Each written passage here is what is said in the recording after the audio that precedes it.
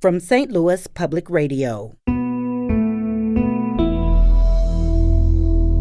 This is St. Louis on the Air.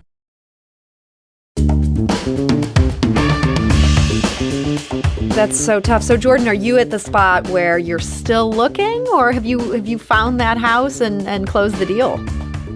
Oh, I found it and somebody else took it. It was an absolutely perfect house.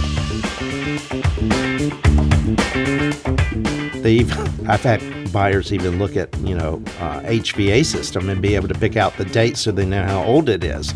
They've been looking at a lot of houses. They've been educating themselves. And I think Jordan did the right thing.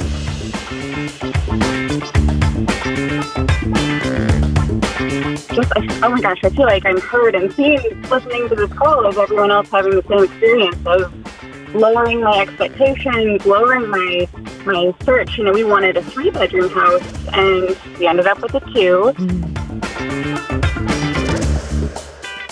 I'm Sarah Fensky. It is a war zone out there, and I'm not talking about crime, not today. I'm talking about the housing market. It's become a dog-eat-dog, brother-against-brother battlefield full of bidding wars and seemingly endless escalating prices. Maggie Lamore has seen that firsthand. She and her family started looking for a new home during the pandemic. She and her husband were both working from home, and they wanted more space. There wasn't a lot of inventory. A lot of the homes that we saw that we really liked, they were literally getting snapped up like the day they went on the market. So the house we ended up buying, we saw that, I think, a couple of weeks ahead of time. It was coming soon. We went to see it the day it went on the market. We ended up making an offer over asking that day. It was a multiple offer situation where they ended up not even having the open house the next day because they had multiple offers that first day. Now, Maggie Lamore and her husband bid $20,000 over asking, and they got the house, which is located in Des Peres. Well, then it came time to sell their old home, which is in Valley Park. Our realtor had kind of advertised it to other realtors that we were going to keep the offer window open for like 2 days. So showing started Saturday morning. We said, okay, we'll accept till Monday at noon.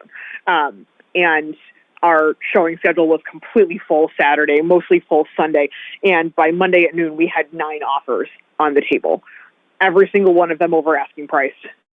And that is Maggie Lamore, who's now of Des Peres. So what is a would-be buyer to do in this mess? And what will it take to cool down this overheated market? Joining us today are 2 real estate professionals with their fingers on the pulse of the St. Louis scene. Gail Brown is the president of Brown Court Camp Realty. That's located in the city's Fountain Park neighborhood. Gail, welcome back. Thank you. And we're also joined today by Creighton Brinson. He is a realtor with Remax Gold, and he's based in the Lafayette Square neighborhood. Creighton, welcome. Thank you for having me. So, Creighton, let's start with you. How wild is it out there? It's pretty crazy. I mean, we have agents calling us all the time. Do you have anything coming soon? Do you have anything in this price point? Things of those nature. And we do the same thing with other agents that we know because we have buyers that are always looking for certain things. And many times when they pop on the market, they're just, they're gone pretty quickly. I've seen open houses get scheduled and the open house is canceled. Even if it's supposed to be 2 or 3 days from now, somebody's already swooped it up. Is that something you've seen? Yes, we have seen some of that. I don't think it really does the seller any good to do that. I mean, most of the time we try to have several days of viewings, then perhaps an open house. But I've always felt like you should cast the biggest net for your seller. And I think by canceling an open house, that might be a little bit of lazy realtor, perhaps. Interesting. I'm going to keep that in mind next time I see it. Gail, are you seeing this level of craziness in the St. Louis area market? Absolutely. Absolutely. My buyers, we were just talking before the show here, and we've been making a lot of offers as real estate professionals, but they're not all getting accepted because ever since October of last year, every offer that I've made, with the exception of one, has been a multiple offer situation. Everyone except one. Everyone except one. And I've seen, 10, 20, 30, and the last one that I did in Illinois actually went $81,000 over the purchase price, and we didn't get it because we only went $60,000 over the purchase price. So it is a crazy market out here. You only went $60,000 over. Who would have thought in St. Louis? Those would be words we'd hear. $81,000 over ended up being the bid there that won. Creighton, can you top that? Have you heard of anything even higher than $81,000 over? We had an offer, small carriage house that was on the market last December, and we had it on the market for 3 days, all showing slots taken, open houses.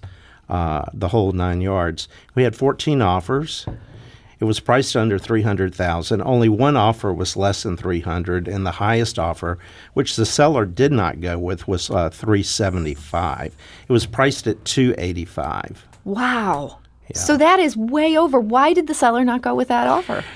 Well, that particular seller liked to look at the buyers individually, the amount of money down. So there's a lot of factors here beyond just total price. That go into it, just not the price itself. So we're going to talk a little bit about some of those factors because it is intriguing how some of that has played into this. But I got to ask, Gail, are people who are trying to buy right now, are your clients getting frustrated? Yes, they are. Very much so. In fact, I have had some of my clients decide I'm going to wait till this market cools down a little bit before I enter this market, because after losing, in multiple offer situations, because they didn't have the cash or the capital to overbid the $10,000, $15,000, $20,000. They worked very hard to accumulate the cash for the down payment and closing costs, but didn't have the extra. And plus, the sellers are requiring that you get rid of a lot of your contingencies that you would have, and they did not want to risk their building inspection contingencies, because if they forego that contingency, then they could have problems later on down the road. So yes, I'm seeing that a lot. People are just opting out. Creighton, are you seeing that as well? People are giving up. Well, some are. I think sometimes they have to lose a few to get really serious with it. We can only advise to the best of our ability, but ultimately they're the ones that make the offer. Right. You're letting them drive this. You're just going to tell them, here's what we've learned. Yeah. Well, once in a while you say, I think you're low. Yeah. Does that get through? I think you're low. You might want to throw in more money here. Right. And then, Sarah, also, I had one of my buyers who was qualified for $175,000, but he wasn't able to get those properties in that price range. And so he decided to reduce the amount of house that he was going to bid on. So he ended up going for a property that was $150,000, but ended up bidding $175,000. So he had to adjust his expectations. He had to adjust his expectations. And also, I would encourage people to, look at that diamond in the rough, properties that have been on the market for a minute, rather than trying to get the brand new property that it's going to be a feeding frenzy. Everybody's going to be looking at that new property. We heard from a number of our listeners who had thoughts on this on social media. Liz writes on Facebook, I sold and bought a home in St. Louis City this spring. The first offer I made on a house was $16,000 over ask, and I didn't get it. I think the house had 15 offers in 5 days. I ended up buying the second house I bid on, and I got a competitive price. Definitely could have ended worse. There's someone it worked for. Jessica writes on Facebook, we've been looking since January. So far, we've lost 3 houses with bids averaging $30,000 over asking. Each time we've learned that the, quote, winning offer is at least $40,000 over asking in cash. After so much disappointment, we're pausing our search until the market cools off. And if you're listening to this conversation and this has been your life, we want to hear from you. You can give us a call at 314-382-8255. That's 382-TALK. You can also send us a tweet at STL on air. You can also email us at talk@stlpr.org. We have a few real estate professionals who may have insight into your situation. We actually have a caller here ready to join us now. Jordan is calling from Brentwood. Jordan, hi. You're on St. Louis on the air. Oh my gosh, is this a calling contest? Did I just win a house?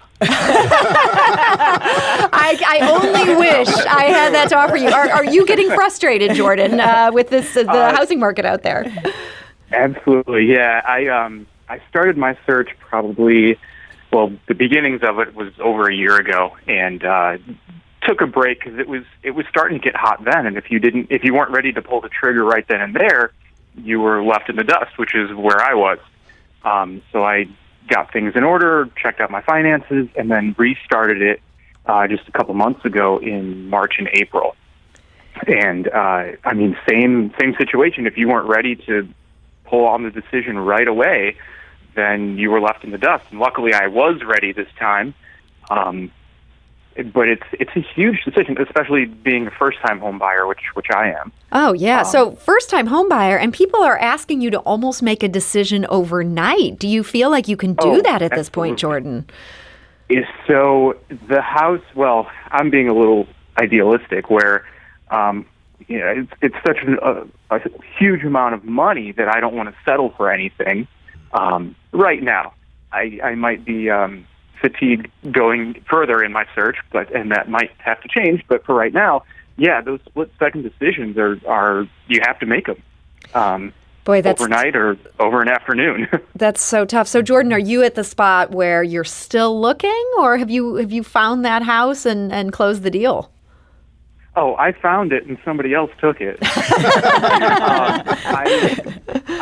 It was an absolutely perfect house for me, room to grow in. It had everything, absolutely everything on my checklist.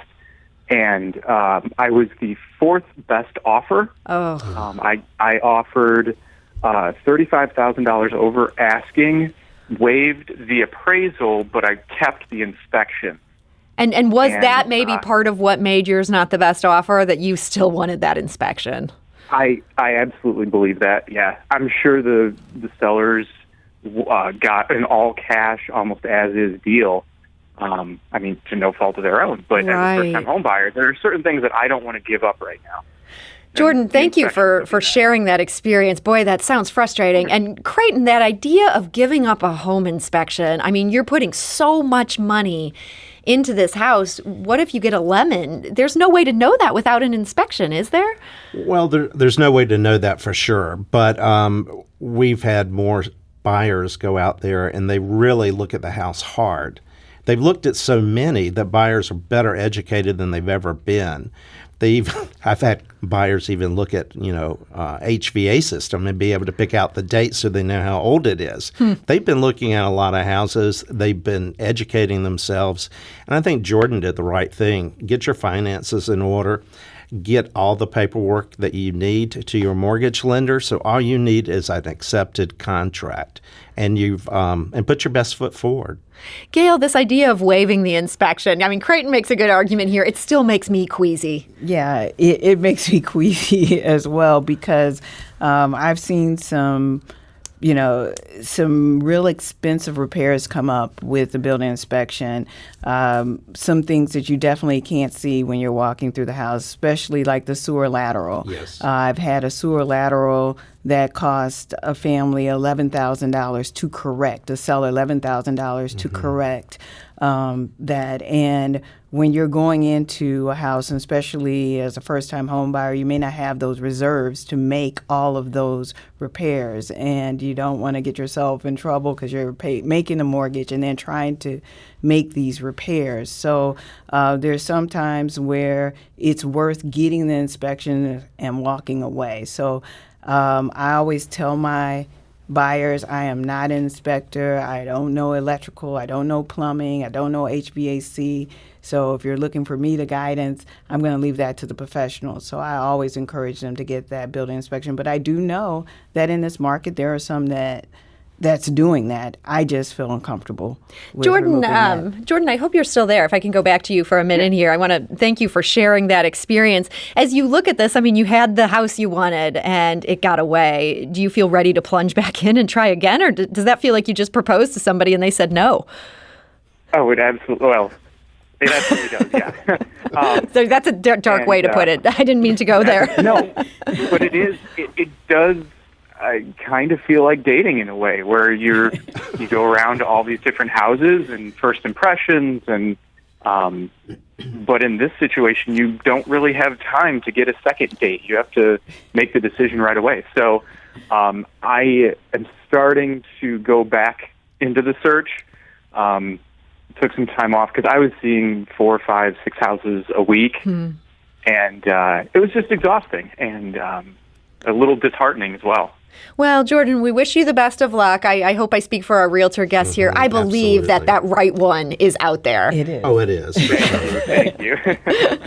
And we're going to have to take a quick break here, but we are talking about the overheated St. Louis real estate market. Our phone lines are open. If you've got a good story, we're at 314-382-8255. That's 382-TALK. You can also send us a tweet at STL on air. And we're talking today to Creighton Brinson, a realtor with RE/MAX Gold, as well as Gail Brown, the president of Brown Court Camp Realty.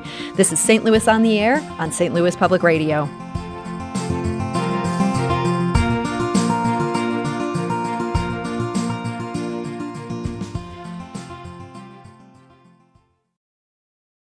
Support comes from the Missouri Forest Products Association.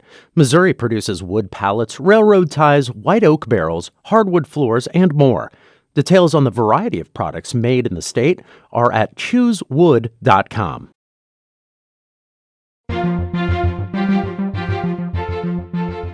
Welcome back. Before we return to our conversation, I have a quick programming note. On Monday's show, we're tackling another big topic, the potentials and the pitfalls of post-COVID work culture. And we need your help, whether you've been mulling this as an employer or an employee.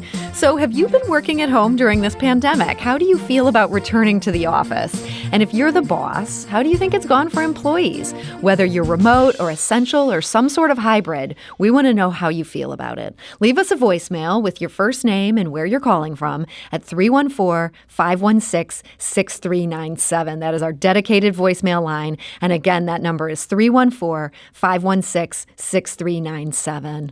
And now back to our conversation. We're talking about the ridiculously hot housing market in the metro area right now. And my guests are Gail Brown. She's the president of Brown Court Camp Realty, which is located in the city's Fountain Park neighborhood, and Creighton Brinson, a realtor with RE/MAX Gold, based in the Lafayette Square neighborhood. We have a lot of callers who want to join us. Before we get to them, Gail, one thing I did want to ask you about, is this an equally hot market everywhere? Or are there some parts of the city that have been kind of left behind in this really overheated situation we're in? Yeah. I was just looking at the numbers the other day, and I do think that some of your northern city and some of your northern county markets have been left behind. Mm-hmm. You're seeing maybe a small bump, but not the bump that you're seeing in some of the central and western quarters of our city and county.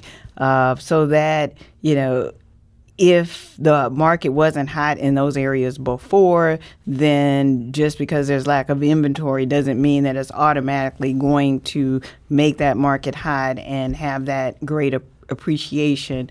But, there is a small bump, but there are still, in my opinion, some inequities that are there. And because of that, there is some loss of wealth, if you will. And the issue that I have with that is that, as sellers move and try to compete in this market, if they're not getting a similar bump, the question is, where do they go? And that keeps a lot of properties off the market because, they're saying, well, I'm going to stay here because I don't have the cash in my property to compete in this market. So, is this a situation where banks aren't necessarily willing to lend for the same prices, or is it just that some buyers, they're just not as excited about some of those neighborhoods? Okay, so now we're getting ready to do a whole nother show. I'm sorry, I didn't mean to open the can of worms. I'm just saying because that's, we have, the situation with appraisals and bias, in my opinion, in that industry. We have, lenders who depend on that information, but, because it's not, even if you appraise and these even if you negotiate and you're able to get a lot of money, what I'm finding is that once the appraisal happens, then you're still not able to sell because you're not getting the value. And our buyers are less likely to waive that appraisal contingency. So I had a little small deal in North City where it was a $50,000 purchase price, and they asked for closing cost, and the appraiser came back and $40,000. Couldn't even get the $10,000 for the the $50,000 purchase price. So the question is, why is that? What is causing those situations? And so there are some programs that are out here that are starting to look at that situation. There's a program out of Detroit called the Green Lining Fund, and now similar banks and CDFIs have gotten together, and they're looking at that situation here where they can look at the appraisal and say they'll give you 110% over the appraised value so that you can start to uplift some of these areas and have that problem. So there's a lot that needs to be considered, and because we can go on and on and on. We could talk about the school system in the city of St. Louis and so many factors. So many factors. But this is a real thing for some sort of sellers. This is a real, it's a real thing, and it's something that I believe collectively the city and the counties, they need to collectively look at this because, we're only as good as the entire region, in my opinion, and there's not enough focus on the development in some of these areas, and that is what drives. That's why you have such a hot Richmond Heights, Clayton area, because you have the best school districts, you have all the amenities, the groceries, the entertainment, the retail, everything there. And then in the other communities, you see retail and development leaving. And so, you don't have the ability to see that appreciation and growth. And so then you have loss of wealth. And then so now that you don't have loss of wealth, you can't get an equity loan and you can't pay off bills. And it just is a cycle that, really needs to be looked at. So some very important issues here beyond just the individual home buyer experience. Yes. And as you said, that is a really important topic. This is something we should dig into. Yes. I am going to go to the phone lines here. We have Michael, who's calling from St. Louis. Michael, hi. You're on St. Louis on the Air. Hi. Hi. Thanks for taking my call. One of the things my wife and I moved from Houston about a month ago. Welcome. She's military. Thank you. She's military, and we use the VA loan. The VA loan comes with a whole lot of stipulations. Although it's federally guaranteed, it comes with so many stipulations that really kind of dissuades a lot of sellers from going with the VA loan, even though it is a solid loan. And so, Michael, did you run into trouble as you were trying to use that? So we thought we would have. We really were, given the hot market that St. Louis has, is and has become. We couldn't really part with not doing an appraisal, not having an inspection.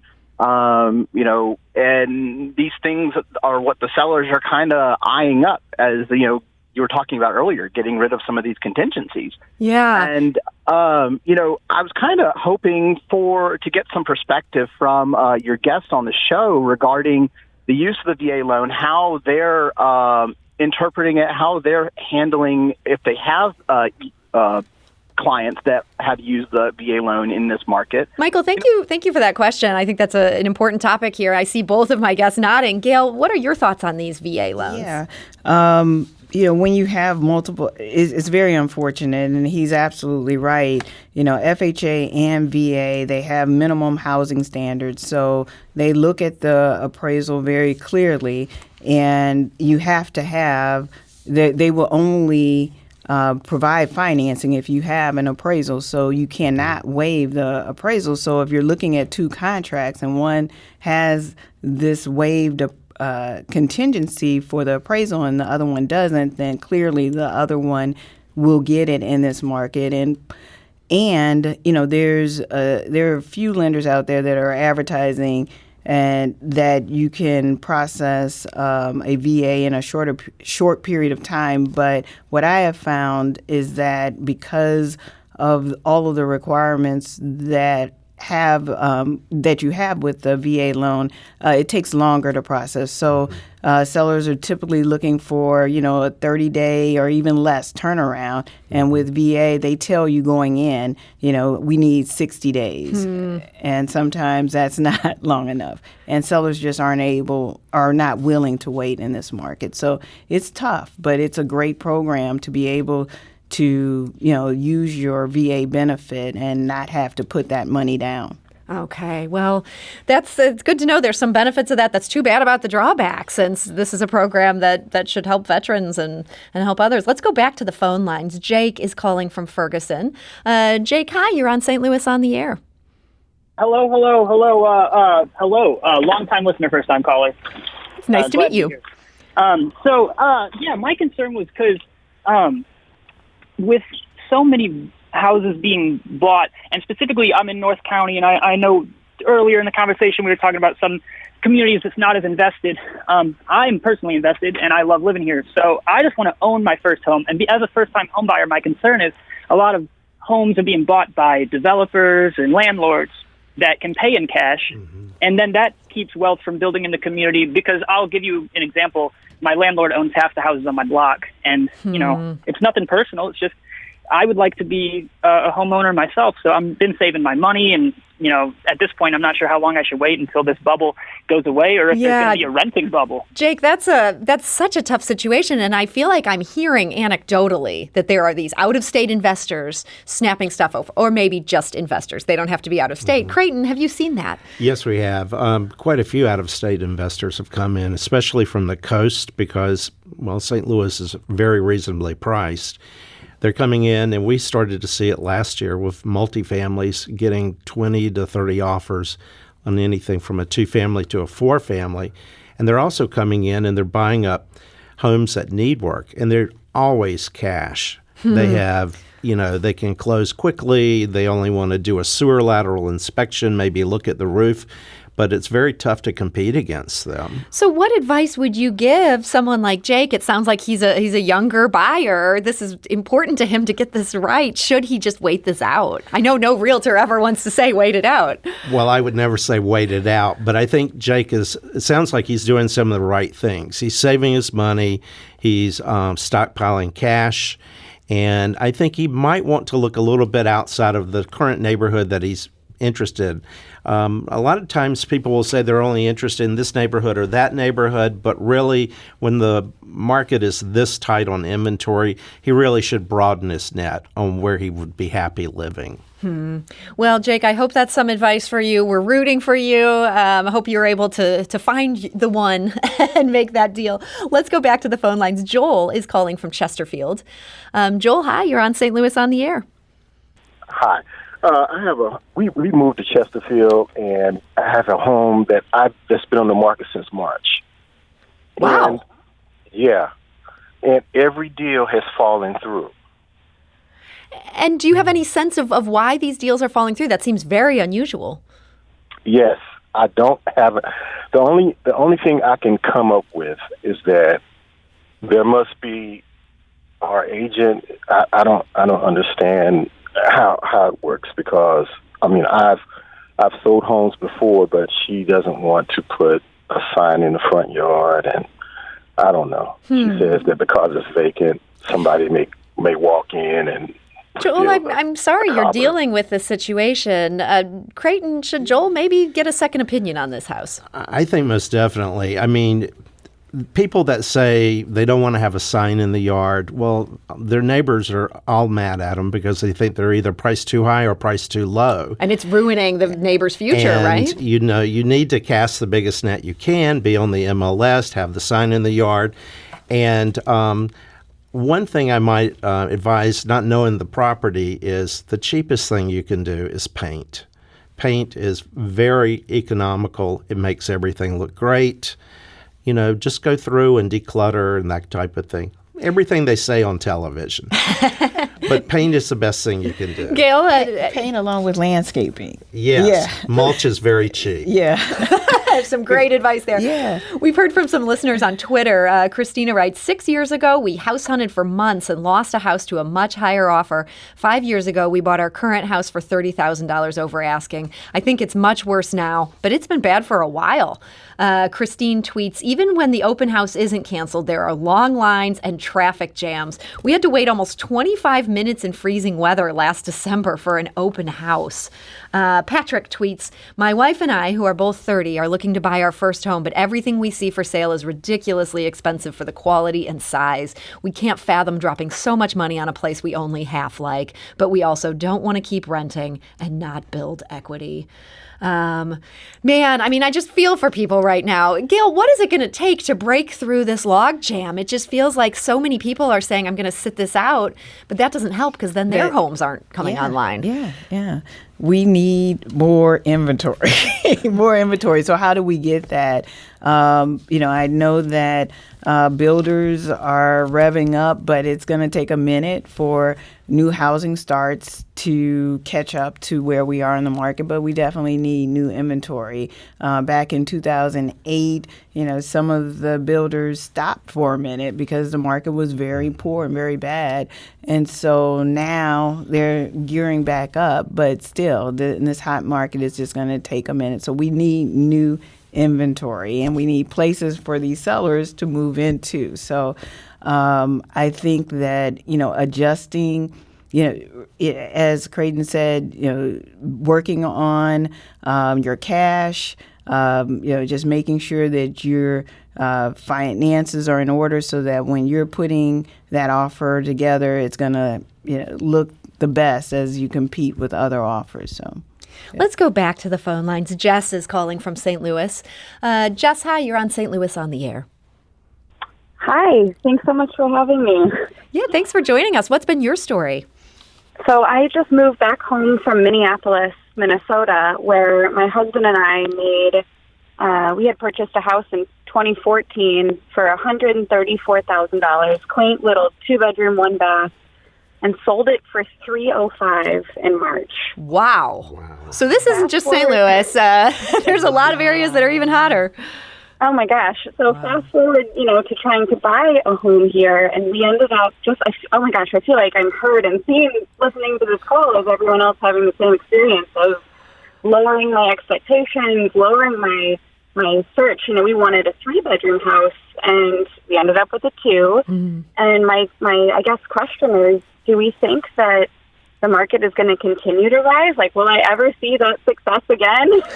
Boy, Jess, that's a great question. And man, if I had a crystal ball right now, Gail, what's your sense? Well, my sense is that, yes, we will. The market shift. Yeah, I've been in this business long enough to know that, when it was a buyer's market, and the buyers could go in and they can offer $10,000, $15,000, $20,000, $30,000 less than the purchase price. They could ask the seller to pay closing costs and it was a buyer's market. Mm-hmm. And so you see the shifts and the ebbs and lows, and this just happens to be a very strong seller's market for a while. But I do believe that, as, we open up a little bit more with the, people feeling comfortable about having people come back and forth through their houses, sellers will be more open to selling and moving around. Creighton, you think that we could see more inventory soon? We could, but it's going to take a while. Mm-hmm. I think we've got some things that'll be happening with the banks, with forbearance and foreclosures. That'll open a little bit.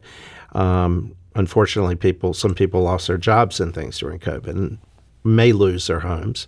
However, rates will be ticking up a bit. That always knocks a few buyers out of the market. The interest rates there? The interest rates, exactly. And but I think one of the things that's been kind of key is the millennials have jumped in with the low rates, and they are late to the market. They have been noticeably missed for years, and now they're all in. Mm-hmm. And it's great to have that group of buyers. For sure. But it just adds to the competition, unfortunately. Mm-hmm. So we're going to have to see more people deciding to sell. We're going to have to see some more new construction. Yes, exactly. Boy, these are both things that could take a while.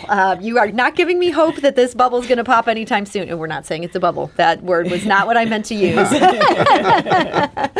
So, boy, this has been such an interesting conversation today. And I have a feeling that this is not going to be the last time we talk about this. So I want to thank all of our callers for sharing their experiences, and also Creighton Brinson, a realtor at RE/MAX Gold. Thank you so much for joining us today. And Gail Brown, president of Brown Court Camp Realty. Thank you. Really enjoyed the conversation. Thank you. Coming up next, we'll talk about King Lear in Forest Park. This is St. Louis on the Air on St. Louis Public Radio. St. Louis on the Air is a production of St. Louis Public Radio. Understanding starts here. If you learned something new from today's episode, consider leaving us a review and rating on Apple Podcasts on the App Store. It's the easiest way to help people discover our show. We appreciate it. Thank you. St. Louis Public Radio is a member-supported service of the University of Missouri, St. Louis.